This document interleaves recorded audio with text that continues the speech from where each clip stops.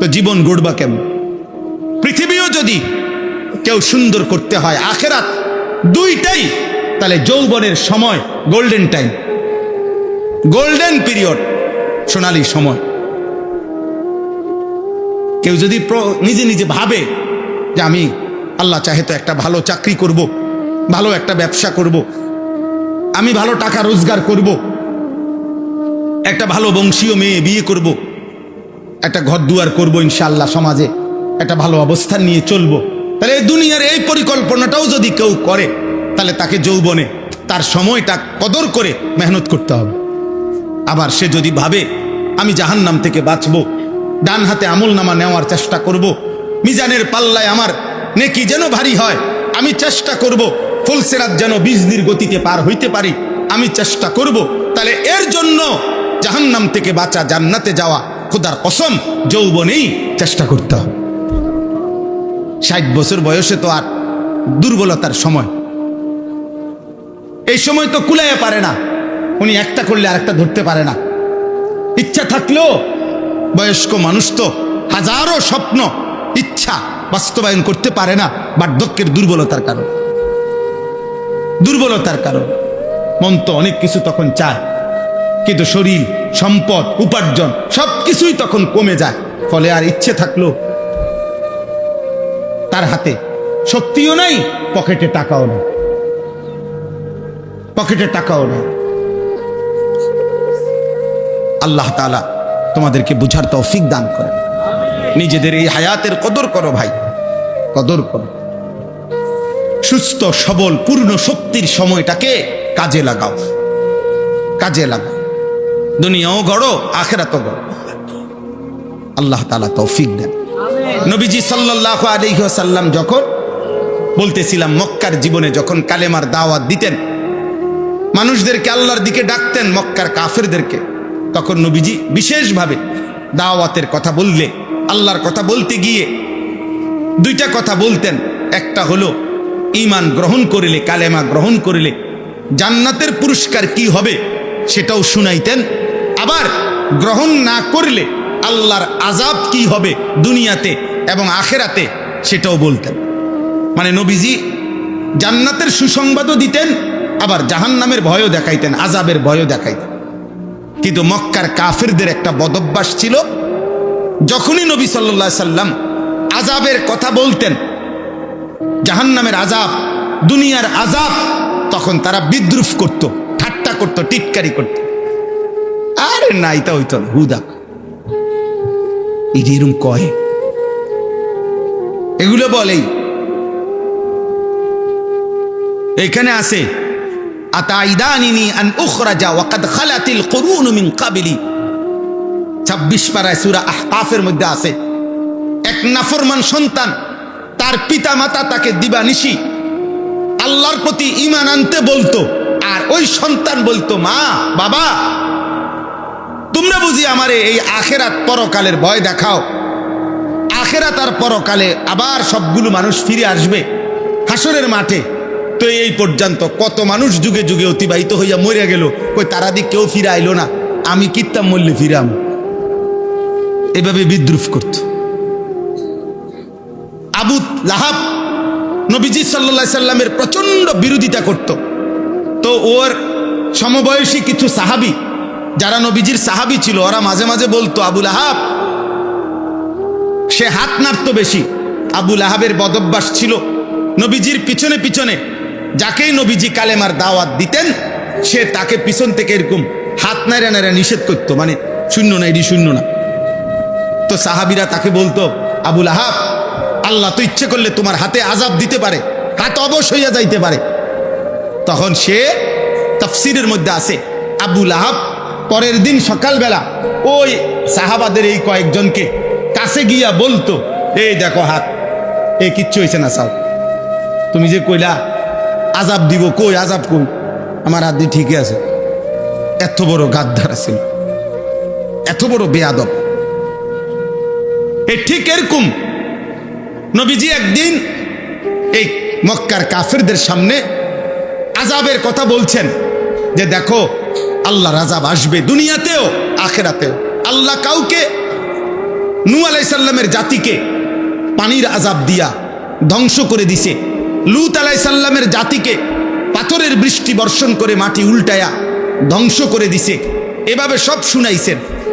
এই সময় একজন কাফের নজর ইবনে হারেস, এই কাফের সর্দার আল্লাহ নবীর উপস্থিতিতে বিদ্রুপ করে, টিটকারি করে, ঠাট্টা করে আল্লাহর কাছে হাত তুলছে, মুনাজাতের মতো হাত তুইলা নবীজির সামনে বলতেছে, আল্লাহুম্মা ইন কানা হাদা হুয়াল হাক্ক মিন ইনদিক ফাআমতির আলাইনা হিজারাতাম মিনাস সামা আবিতিনা বিআযাবিন আলীম। হে আল্লাহ, মুহাম্মদের কথা মতো যদি সত্যি সত্যি তুমি আযাব দিতেই পারো তো তাইলে এখন আমাদেরকে আযাব দাও, আমরা তোমার কালেমা গ্রহণ করলাম না, চাই তুমি সর্বোচ্চ কি আযাব আছে তোমার কাছে এটা দাও।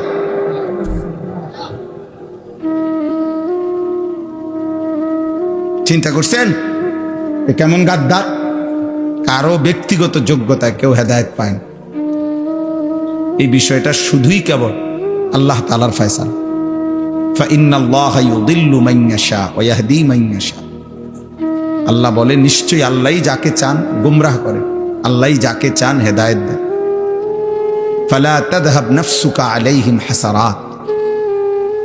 আল্লাহ তাআলা বলেন, নবী অতএব বারবার আপনি কালেমার দাওয়াত দেওয়ার পরেও কেউ চূড়ান্ত প্রত্যাখ্যানই করছে, বারবার কোনোভাবেই ফিরতেছে না, আপনি এই কারণে ওই ব্যক্তির জন্য আফসোস করে নিজেকে শেষ করে দিয়েন, বরং আপনি আপনার জিম্মাদারি আদায় করবেন শতভাগ। বাকি ফয়সালা আমি আল্লাহর হাতে। ফয়সালা কার হাতে? আল্লাহ তাআলার হাতে। তো যেখানে রাসূলুল্লাহ সাল্লাল্লাহু আলাইহি ওয়াসাল্লামের ব্যাপারে আল্লাহ তাআলা ওনাকে এটা বলছেন, তো সেখানে আমি কি? অতএব আমি কোনো জল্লাদও না, দারোগাও না যে আমি আপনারে তরবারি কাঁধে নিয়ে বলবো যে এখন কালেমা গ্রহণ করবি, না একদম কল্লা হলাই দেব, এমন না। বরং সাধ্যের সবটুকু দিয়ে বলতে থাকা। কিন্তু ফয়সালা কার হাতে? হযরত নূহ আলাইহিস সালাম 950 বছর মানুষ, বুট বাদামও খাইও না, বাপ ছোট ভাই, বাবা আব্বা খাইও না বুট, পরে পরে, ঠিক আছে? মনোযোগ দিয়ে শোনো, এমনি বসে থাকো চুপচাপ, বরকত হবে। ছোট বাচ্চাদের জেহান শক্তি ভালো থাকে, এমনি শুনে থাকলেও শুনতে শুনতে আরেকজনে পড়তেছে বলতেছে, এটা শুনলে অনেক কথা বলতে পারে, অনেক কথা। আমার ছোট মেয়ে 4 বছর 4.5 বছর বয়স, আমার ছেলে কোরআন শরীফ পড়ে, ওর শুনতে শুনতে সূরা ফাতিহা বলতে পারে, হাদির গজল পুরাটা কইতে পারে, লম্বা প্রায় 5-7 মিনিট, তো এই তো শুনতে শুনতে বলতে পারে। এই জন্য বাচ্চাদের জন্য উচিত এমনি শুনতে থাকা, বাকি কাউকেই গাফলতের মধ্যে ছেড়ে না রাখা। তাইলে বললাম যে নূহ আলাইহিস সালাম 950 বছর মানুষকে আল্লাহর দিকে দাওয়াত দেওয়ার সময় 950 বছর এক এলাকায় একটি নির্দিষ্ট জনগোষ্ঠীকেই তিনি দাওয়াত দিয়েছেন। তখন পৃথিবীর মানুষই ছিল এই কয়জন, উনি যে কয়জনের সামনে ছিলেন, আল্লাহর দুনিয়ায় মানুষই ছিল এরা। তো তিনি এরপরে 950 বছর, এটা কোনো মামুলি কথা না, এটা কোনো খামখেয়ালি হিসাব। 950 টাকা আর 950 বছর এক কথা না, এক কথা মনে হয়? লম্বা সময়, অনেক লম্বা সময়। এই লম্বা সময় কথা বলেও তিনি বলতেন মানুষকে, ওয়ালা ইয়ানফাউকুম নুসহি ইন আরাদতু আন আনসাহা লাকুম ইন কানা আল্লাহু ইউরিদু আন ইউগফিয়াকুম হুয়া রাব্বুকুম ওয়া ইলাইহি তুরজাউন। তিনি বলতেন, হে আমার জাতি,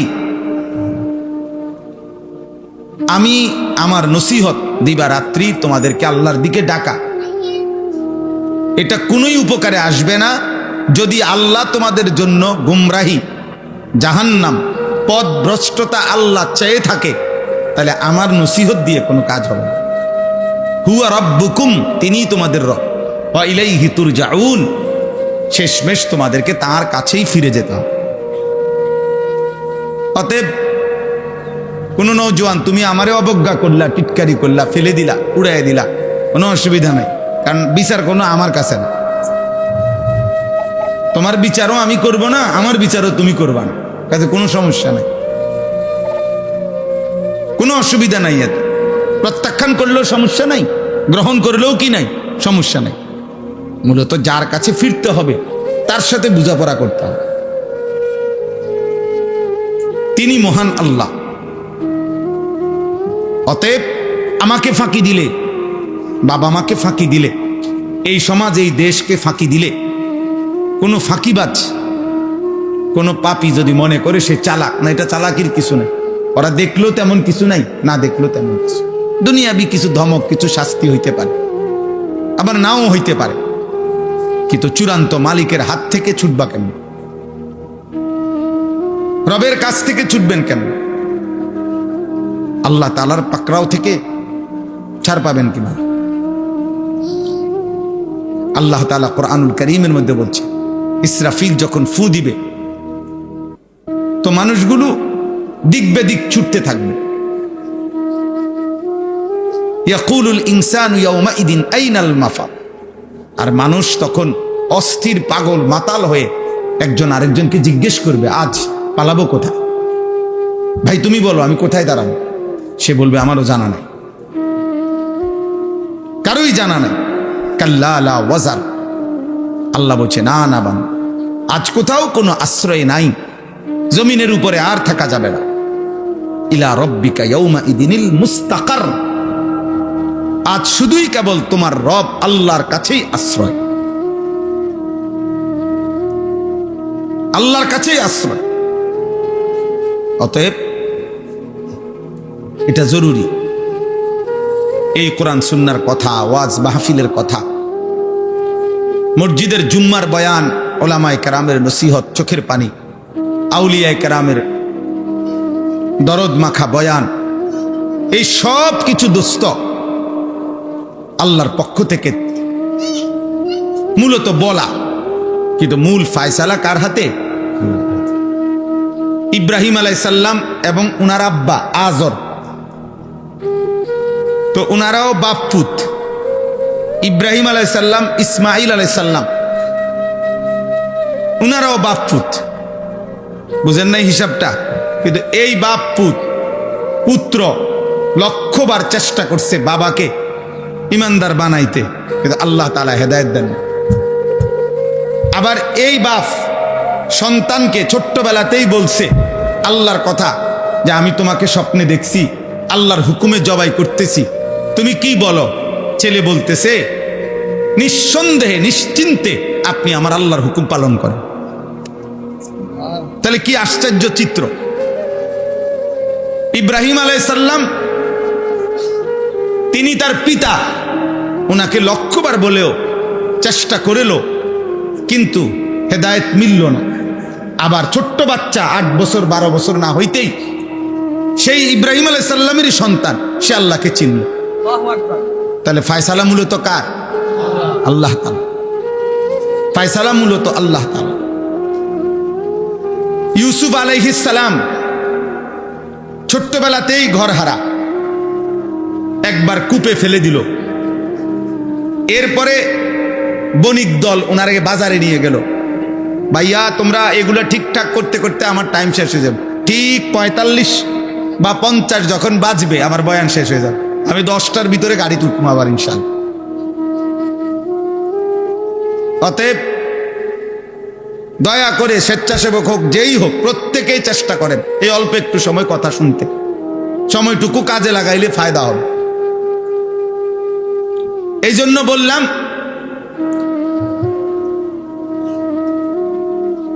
যে এটা দেখেন ইউসুফ আলাইহিস সালাম, নওজোয়ান ছেলেরা, কিশোর ভাই তোমরাও দেখো, শোনো, একবার তো কূপে ফেলে দিলেন, তো সেখান থেকে মিশরের বাজারে, যেখানে গোলাম বিক্রি হয়, কৃতদাস বিক্রি হয়, এরকম বাজারে ওনাকে নিলামে বিক্রি করলো। এক মনিবের ঘরে আশ্রয় পেলেন, ওইখানের মহিলা ওনাকে দিবানিশি জিনা ব্যভিচারের জন্য প্ররোচনা করলো। এরপরে জেলখানায় গিয়ে ওনাকে ফেলার রাখা হইল। সেখানে চোর, ডাকাত, জোচ্ছর এরকম বাজে মানুষদের সাথে ওনাকে থাকতে দিল। এটাই কোরআনের তাফসীর। তাইলে এরপরে এই পরিবেশে সেই ছোট্টবেলায় ঘর হারা মিশরে, অথচ ওনার বাবা নাই, মা নাই, আত্মীয় নাই, স্বজন নাই। যেই বাড়িতে উনি বড় হইছেন ওরা কুফর, ওরা মূর্তি পূজক। জুলাইখার স্বামী এরা তো সবাই মূর্তি পূজক। তাহলে এর ভিতর দিয়ে ইউসুফকে আল্লাহ চিনাইল কে? ইউসুফকে তার আখলাক চরিত্রের হেফাজত, জিনা করা যাবে না, বেবিচার করা যাবে না, এমন উত্তম আখলাক সাজায়া দিল কে? নিশ্চিত তিনি শুধুই আল্লাহ। কে? আল্লাহ। মুসা আলাইহিস সালাম জন্মের পরেই উনার মা বাক্সবন্দি করে উনাকে আল্লাহর হুকুমে নদীতে ফেলে দিল। সবচেয়ে বড় নিকৃষ্ট কাফের ফেরাউনের বাড়িতে লালিত পালিত হইল।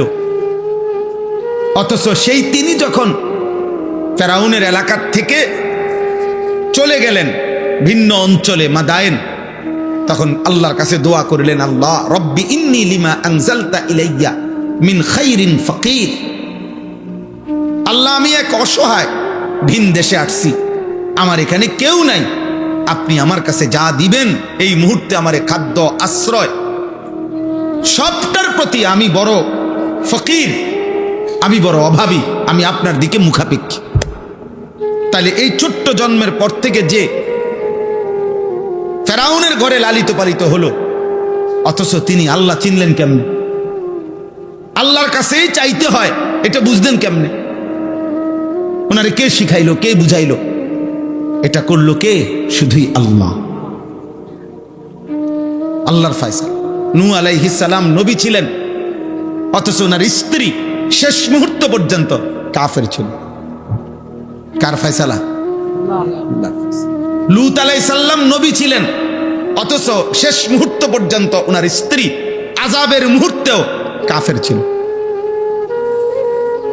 নূহ আলাইহিস সালাম নবী ছিলেন, শেষ মুহূর্ত পর্যন্ত ওনার ছেলে কেনান, একটা ছেলে, সে মৃত্যুবরণ করেছে পানিতে ডুবে কুফরি অবস্থায়।